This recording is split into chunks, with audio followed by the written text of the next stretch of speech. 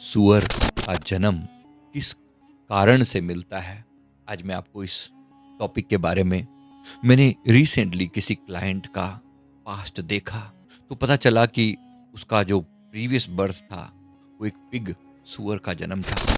बड़ा दर्दनाक, बड़ा दुखद होता है बड़ी इस पीड़ा को झेलना। पर जब कर्मा को कनेक्ट करके देखा जाए, कौन से कर्म होते हैं जो व्यक्ति को इस तरफ लेकर आते हैं, आज मैं वो सीक्रेट शेयर करने वाला हूँ। एक पास्ट लाइफ रिग्रेशन थेरेपिस्ट होने के नाते इन चीज़ों को आप तक पहुँचाना मैं अपना फ़र्ज समझ रहा हूँ। जिंदगी कोई रैंडम शफल नहीं है, ये कॉस्मिक डीजे खुद ब्रह्मांड है और कर्म इसकी बीट है। हम जैसी चॉइसेस चुनते हैं, उसी के आधार पर, उसी फ्रिक्वेंसी पर ट्यूनिंग होती है और अगला जन्म हमें मिलता है।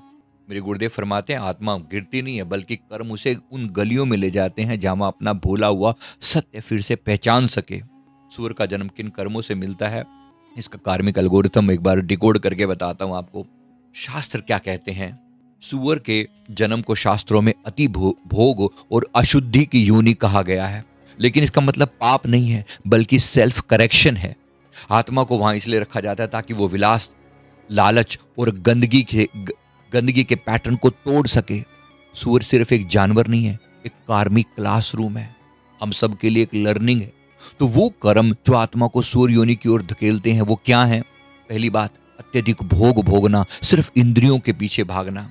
जो इंसान जीवन को सिर्फ सेंसुअल प्लेजर में बर्बाद करता है, खाना पीना, सेक्स और नशा, अपनी आत्मा को कंप्लीटली इग्नोर कर देता है, वो वाइब्रेशन आत्मा को ऐसे जन्म में ले जाती है जहां वो इंद्रियों का कंट्रोल छिन जाता है। सूअर लगातार खाता है। ये कर्म का सिंबॉलिक मिरर है जो सामने दिखाई पड़ता है। नंबर 2, गंदगी से प्रेम, शरीर और घर की अशुद्धि रखना। जो लोग जानबूझकर घर को अस्वच्छ रखते हैं, घर को गंदा रखते हैं, शरीर को भूल जाते हैं और सफाई का महत्व नहीं समझते, उनकी चेतना धीरे धीरे उसी अवस्था में गिरती है जहां गंदगी बिल्कुल नॉर्मल लगने लगती है। सूर का पूरा इकोसिस्टम गंदगी पर डिफाइंड है। यह कर्म की डिटॉक्स थेरेपी है।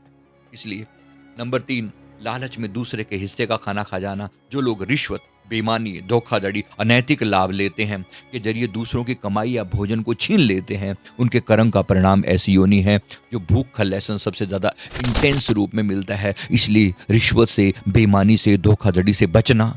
क्या पता तुम्हारे लिए परमात्मा ने क्या लिखा हो। एक लर्निंग बहुत जरूरी है। सूअर हर वक्त सर्चिंग मोड में रहता है, कभी संतुष्ट नहीं होता। ऐसा तो नहीं साथ में भोजन का अपमान करना या अधिक खाना या बर्बाद करना। भोजन को अन्नम ब्रह्म कहा गया है। जो लोग खाने की कदर नहीं करते, उसे फेंक देते हैं या बिना कदर के जरूरत से ज्यादा खाते रहते हैं, उनके लिए ये सिम्टम इसी रूप में